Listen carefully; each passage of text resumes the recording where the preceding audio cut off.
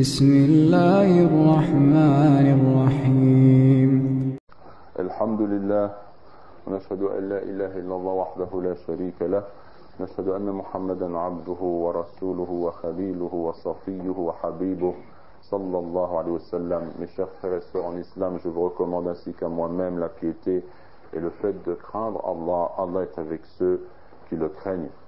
La période du Hajj, mes frères et sœurs en islam, c'est une période de miséricorde et de bénédiction.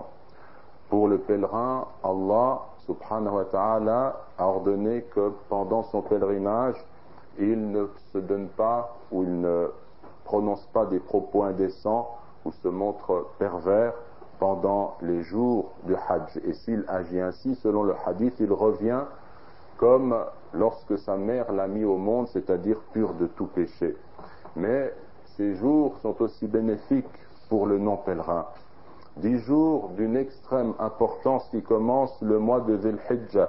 Ibn Kathir a commenté le passage de Surat al-Fajr, qui commence par Wal-Fajr et par l'aube, Walayalin Ashr et par les 10 nuits, et a expliqué que ces 10 nuits, ce sont les 10 nuits de Dhul Hijjah.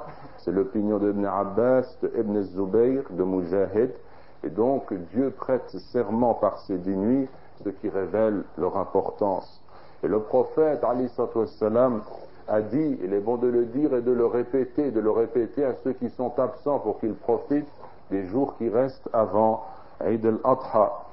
Il n'est pas de jour où les bonnes actions sont plus aimées de Dieu que pendant ces jours.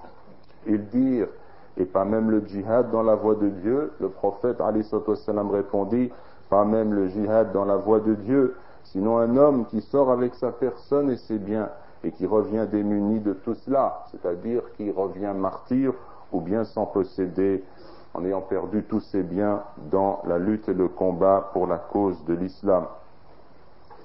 Mes frères en islam, il faut profiter de cette occasion, multiplier les bonnes œuvres, les prières, les aumônes, le jeûne, rechercher l'agrément divin pendant ces jours, et pendant cette période, savoir que ces actions sont plus fortement récompensées.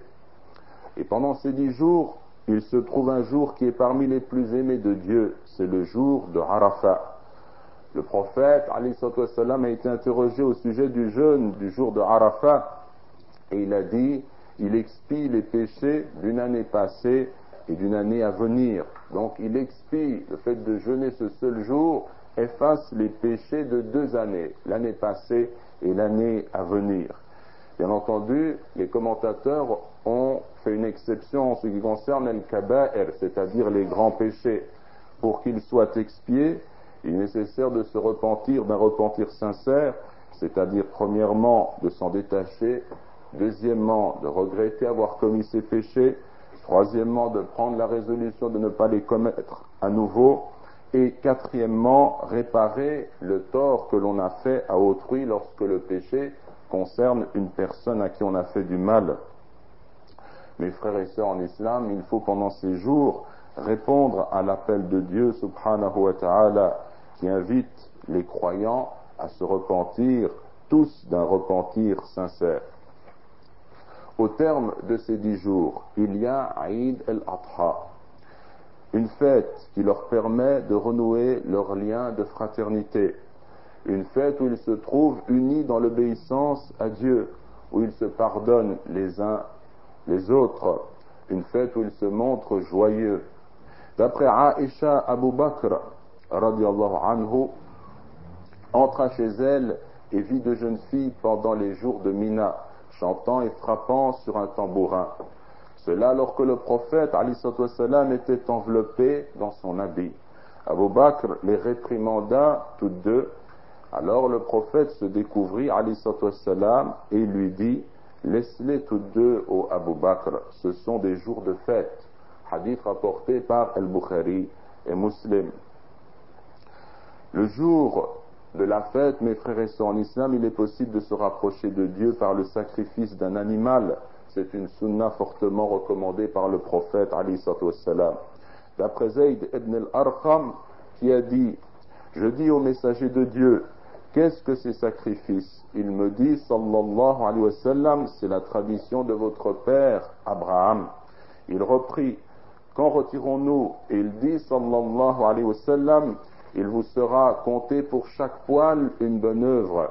Et la laine, lui demanda-t-il, et aussi pour chaque brin de laine, dit le prophète, sallallahu alayhi wa sallam, rapporté par Ibn Majah et At-Tirmidhi.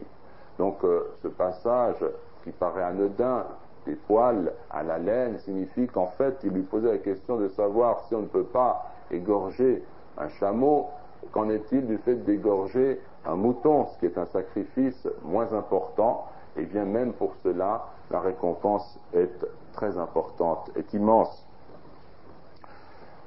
S'il n'est pas possible pour les uns ou les autres d'égorger, ici même, il est possible de passer pour le faire par des œuvres d'entraide.